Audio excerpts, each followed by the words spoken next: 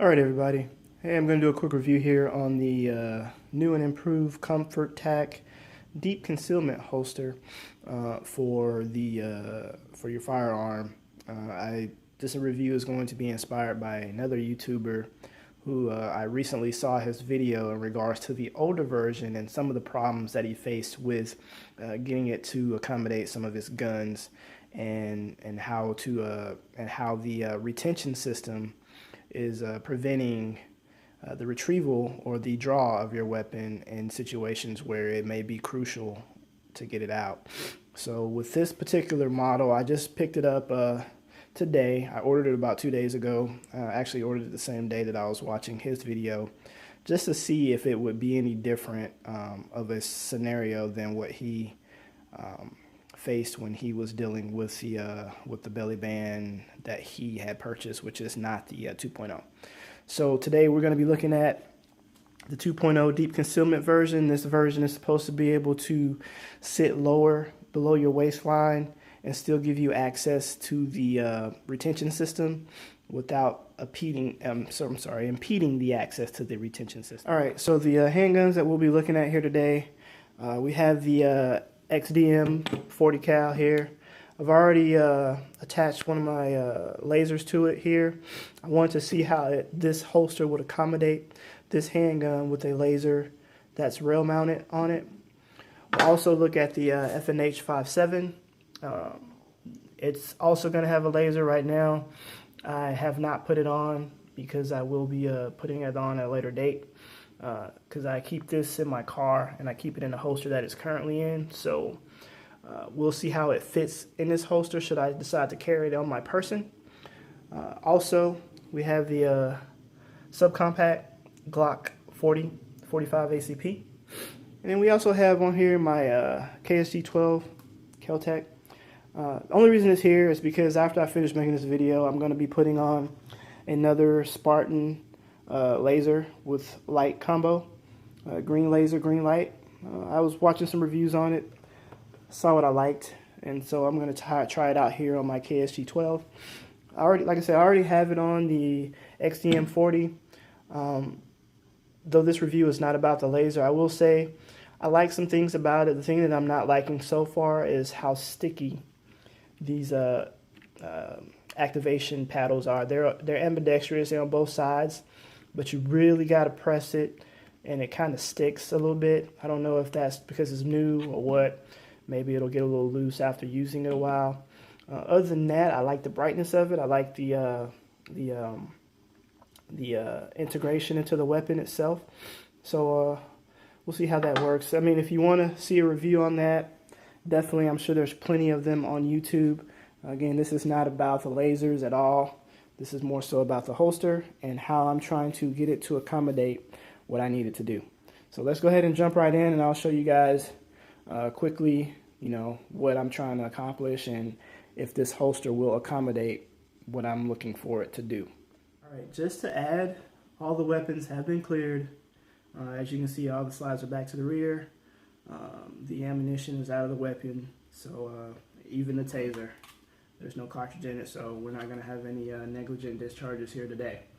So, as I was stating, what I wanted this holster for was to primarily be able to accommodate all three of my weapons, whichever one I decide I want to carry on any given day, with lasers attached. That's one of the hardest things I find is finding a holster that will accommodate your weapon with a laser on it. Now, this is a laser light combo, as I indicated, and that's what I'm looking to go to, because the whole light and laser thing, this is a pretty small package. It's come a long way from when these initially became popular. So I wanted something that this will be able to fit and I can carry it without having to take my laser off or make any kind of major adjustments to my firearm just to carry it concealed. I'm in Georgia and Texas a lot, and so I carry concealed all the time. I don't do the whole open carry thing. It's kind of like letting the enemy know what your play is. So I definitely am an advocate of concealed carry, and that's the only way that I carry. So let's jump right in. So in here The whole purpose was to accommodate this and my firearm at the same time. Now, as you can see here, I'll show you, you may not be able to see, but this little pocket, you can move it around anywhere. As many of the other videos online you'll see, so I won't get into all of that. Again, I wanted my Taser to be able to fit in here. It's a snap pouch type deal. I keep my extra cartridge in there, which is what I'm going to actually dedicate this for. All of my weapons are maximum capacity. The XDM4 is 16 plus 1. The FNH 5.7 is 20 plus 1.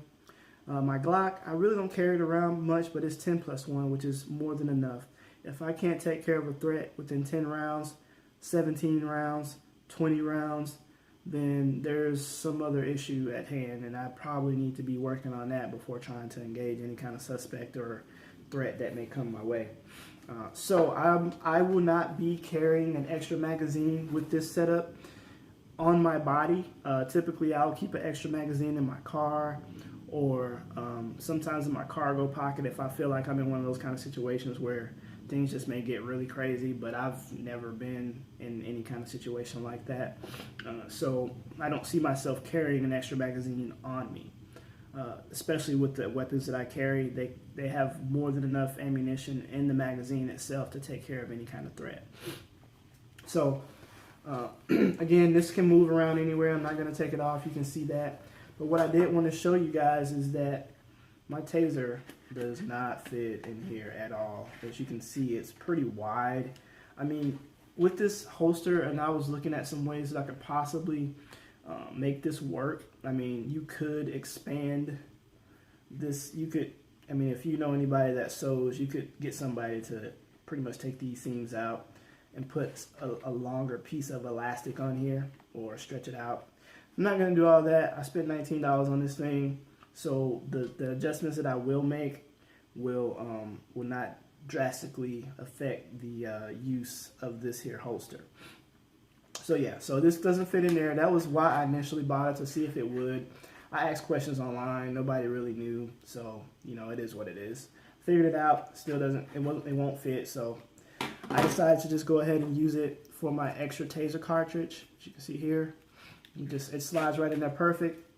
If I ever have to use it and have to adjust to another individual, I can pop this one out and pop another one in and go ahead and re-engage. And then if all else fails, then you know you have to go to lethal force. But what I did notice here, and here is where of course the firearm goes here, and then like I said, you have this additional little miscellaneous pocket. You could put a magazine in there if you wanted to. As many people have shown, it's kind of loose. I mean, you don't really, I wouldn't use it for that. It just really depends on your preference. Now, my FNH 5.7 magazine is pretty wide, so it could possibly get in there, fit and stay. But again, it's really tall. Most magazines that have a capacity to them are kind of lengthy. So this is a shallow pocket, and you know, the FNH 5.7 mag, it looks like it fits pretty. I mean, it's not snug, but it's, you know, its defilade is pretty low. So, you know, you could, again, me personally, I'm not using it for that purpose. And then of course, like I say, I don't carry my Glock I mean, this was my first weapon when I first started getting into firearms, and it's very heavy in comparison to either of these two weapons, and it's a subcompact, so that's kind of crazy. And it's only 10 plus 1. But this is one of the first iterations of Glock when they first started, you know, getting into the subcompact era. And so, I mean, I'm sure they've made them lighter now since the introduction of that particular model. I even believe the model has changed some a bit too.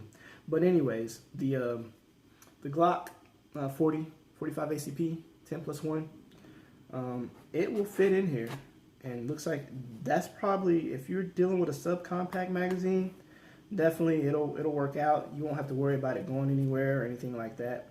So yeah, again, I'm not using it for that purpose. For anybody that does have the Pulse Taser, what I have realized and I'm a right-hand draw.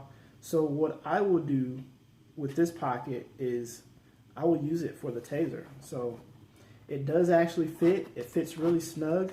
If you get it in there, it expands for its use. So as you can see, the taser's in there. It's not going to come out. Even if I, do whatever, it's in there. It's stuck. It's staying. The only possible downside to this use or application of the holster with the taser is that you could easily engage the safety. And as you can see now here, the light and the laser combination is on, and you could possibly drain your battery because it does have a light indicator here. But the good thing about it is that the trigger is protected, so you don't have to worry about tasing yourself with this particular use of it. But it's just something to keep an eye on. I think once I get this on and start wearing it, I won't really be much concerned with the safety being engaged or disengaged. Taser Plus now, I know before they had the old battery issues, discharging and whatnot. Well, now they have replaceable batteries in these, so I'm not even concerned about the battery to that extent either, because you can get these batteries online for practically pretty inexpensive, and it's two lithium replaceable batteries that you can get in here. So not really worried about that for the most part. Now, as it relates to the firearm, which I'm sure most of you guys are concerned with and how that works, I'm going to show you here in just a moment. We'll start off with the F&H 5.7. Again, this is all safe. It's clear. This used to be my carry weapon all the time. For this to be a full-size weapon, it is very, very light. And it's very accurate, has very low recoil. The price is kind of hefty, but it's definitely a well-made firearm, deadly accurate, and 20 rounds plus one. I don't think you need to carry anything else. So this is why I used to carry this quite a bit, because it was such a lethal combination of capacity, accuracy, and very, very low recoil. This thing, everybody that I've let shoot it, they love it. So we're going to try this first, so let's give it a shot. All right, so let's go ahead and try to get this thing on and see what we can do here. All right, so this is the belly band. I'm going to go ahead and I'm going to pull my shirt up. Well, let's just do it this way for now. So again, I'm a right-hand draw, so put that there. I kind of like to wear at the right hip.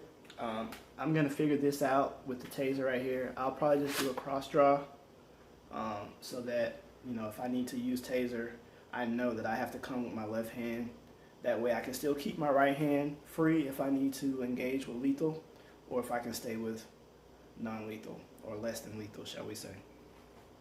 But again, this fits pretty snugly in here. I like that I can keep that on me and carry it. I got the extra cartridge here. Again, this is unloaded because I don't want to somehow cause a embarrassment on camera. But yeah. So again, let's go ahead and start with the F&H 5.7. I'm gonna go ahead and cycle the slide forward, and let's see here. So this is how it's fitting so far. Again, you can slide this around any kind of way you need it. This is probably how I would carry. Again, below the waistline, I'm just showing you guys for visual purposes. I would keep it inside of my pants and below my belt line. Not really sure how that's going to work with the taser. Something I'll have to figure out. I haven't really looked at it in too much detail. Like I said, I just got this today, and I just wanted to make a quick video so you guys can kind of see what it was I was trying to accomplish. Now, the thing about the new one, and this is supposed to be their claim to fame on the updated version, is that this band allows you to sit this. It allows this to sit above the waistline, so when you want to pull and draw, it's not a trying to dig below your pants line. So I'll show you that here in a second as well to see if that actually accommodates the issue that the other video blogger was making about this, about the previous iteration of this belly band. So let's see here. All right. So I'm not gonna do this on camera. I'm gonna get it set and then I'll come back and show you guys how it sits because I don't want to show you. All right, so I'm back. I got everything situated here, as you can see. All right, so as you can see here, there is some printing, but that is of the Taser. Again, this was not the intended design for this belly band holster, but this is something that I'm doing to try to accommodate me being able to carry both. And as you can see here, you can see that the Taser is here, the weapon is here. As I was saying, if I wanted to go to less than lethal, I'd cross draw. If I want to go to lethal, then of course, you know, I'll slide this around how I want it. I'd probably have this Taser more closer to my front, and then the weapon would be more so closer to my side right here. I mean, I probably could slide this around a little bit. I can't, because it's below my waistline. That's the whole purpose. This is why I wanted this one, and this is why I purchased it, so that I can continue to carry concealed below the waistline and still be able to get to what I need to get to in the event that I need to. So like I said, there is some printing with the Taser, but this is a tank top, and I mean, you can see the butt of the Taser right here. Again, I can probably shift this over to where it's more curvature, or I can tighten up the belly band itself to where it's pulling everything in a bit more. I just kind of got it on right now to demonstrate, but like right now you can see I don't really have it tight, so maybe that will help adjust with the Taser. If it becomes an issue for me, I probably just won't have it in there, but I don't think this is a big deal because I don't walk around in a tank top like this. So if I were to put on a regular shirt, let's see.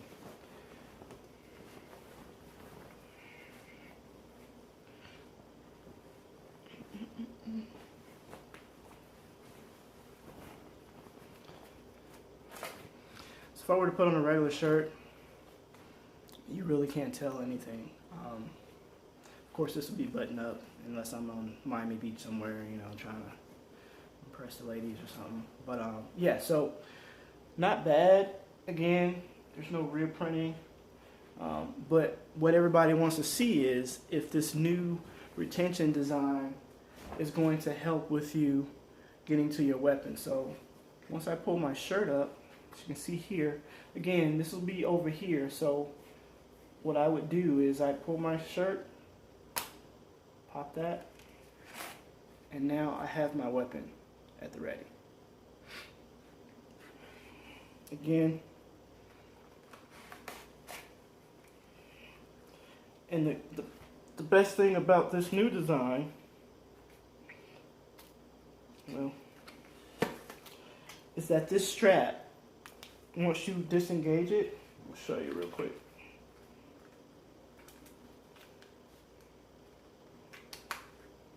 This strap, once you disengage it, see, one of the issues that the other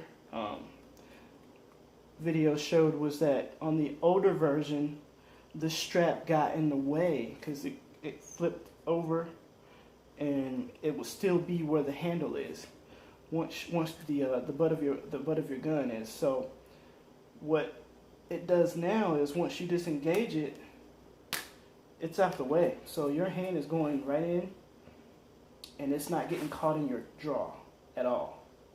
So I do like that. It does work in that regard with the 5.7.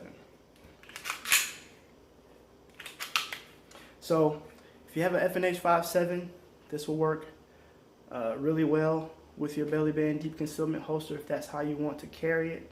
Again, with all of their holsters, you can carry it, well, with this particular one, you can carry it below the waistline. That's what it's made for, but you can also carry it, you know, up, just like all the older versions that they've made. You can carry it up, you can do a cross shoulder, all that good stuff. I'm not into all of that. I just want it to be concealed where no one knows I have it, and the only time they'll know that I have it is when I'm pulling it out to use it. So we'll go ahead and look at the Glock real quick, because I'll have to take this off to show you the XDM. So here's again the Glock 30 45 ACP. It's unloaded, as you can see, in the chamber. Again, this is a pretty heavy gun. It's a subcompact 10+1, but I like it still to this day. I like the fact that it has the integrated laser. Of course, you can't engage it while the slide is back. Once the slide is back, I like that laser in the actual slide. It's the guide spring as well itself. So let's see how this works out in here.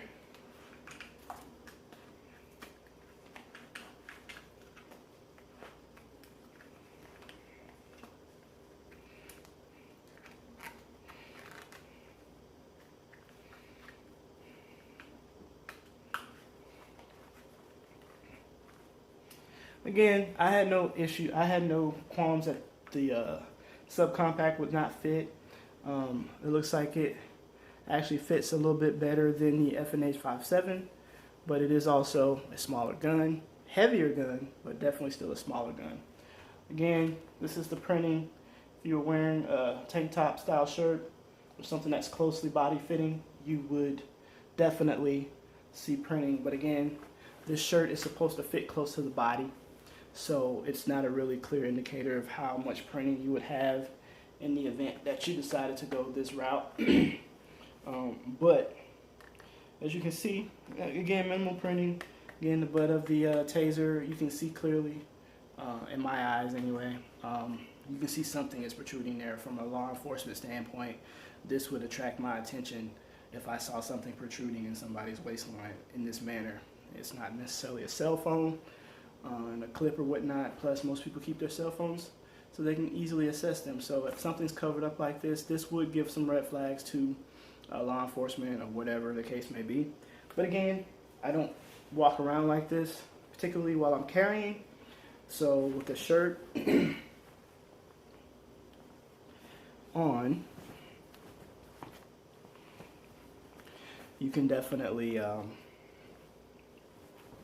conceal that printing a bit. Collar's popped here. Alright, so yeah, it is still practical. It gets what you need to get done.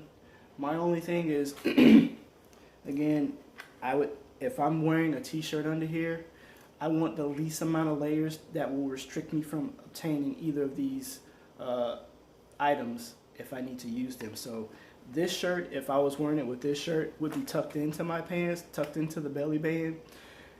And then, of course, I would just have to reveal my shirt and do what I need to do. Again, let's go ahead and take a look at how this draws. So in this particular case, again, you're just hitting that switch and you're ready to go.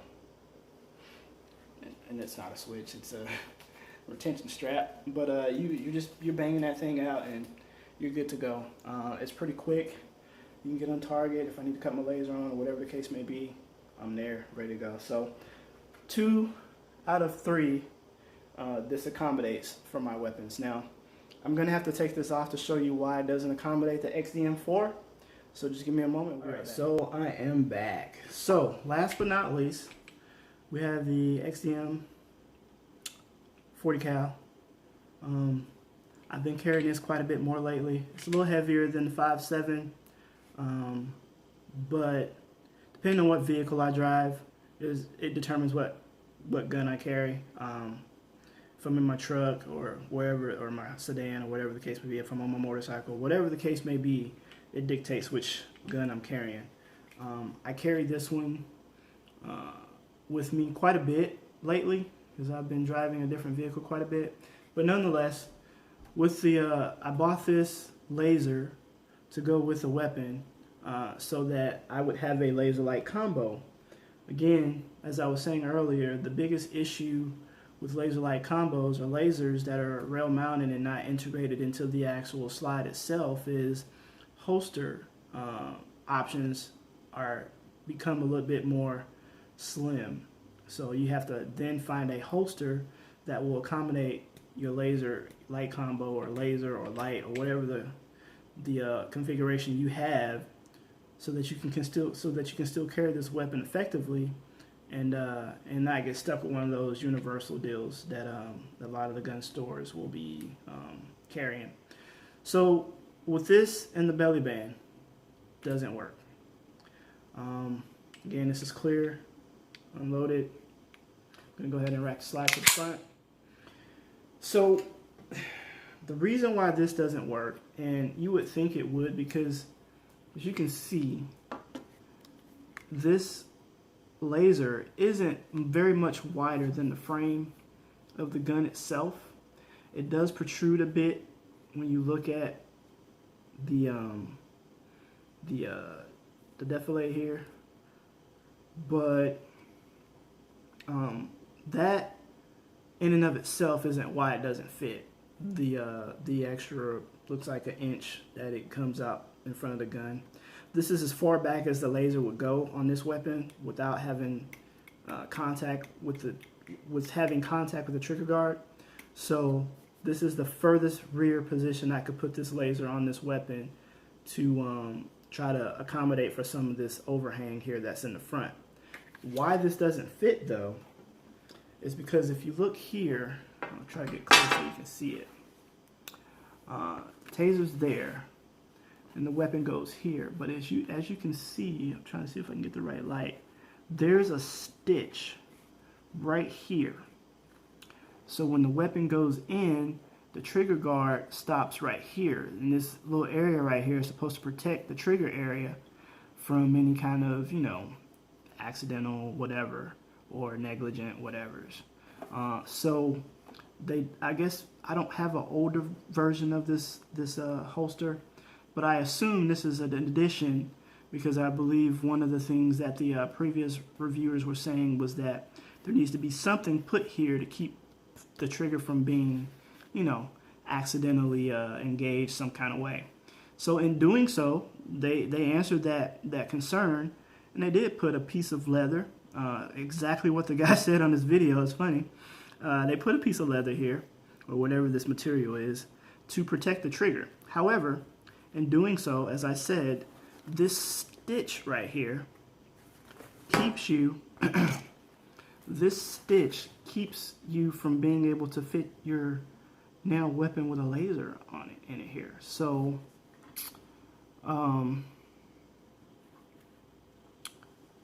my intention or my goal is to remove part of the stitching, maybe all of it, so that I can get my weapon to fit. I'm just going to show you here real quick. When I try to get this to go in here, it's not going to go. So as you can see right here, if you can see the print of the weapon, it's hitting, the laser is hitting on the opposite side of that stitch. So this is the laser over here, and this is the stitch right here. So if I were to remove that stitch, I would be able to get my weapon to go in here fully, because it'll just come down into there, and it won't go any further because, of course, of the handle. So this stitch it's kind of redundant to me. I guess if you had, again, the subcompact or smaller gun, it makes sense to have that stitch there because it just keeps it snugly in place. I'll show you what I mean. Oh, break my table.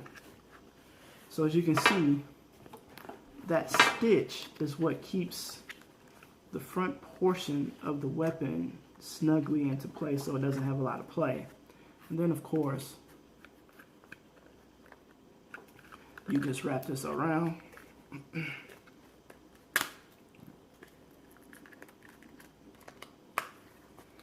Like that. And now you're good to go.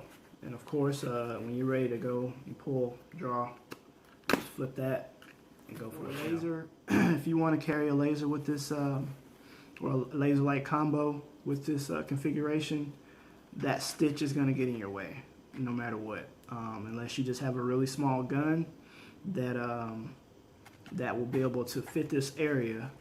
As far as this holster, for what I needed to do, like I say, this works for me for now until something better comes along.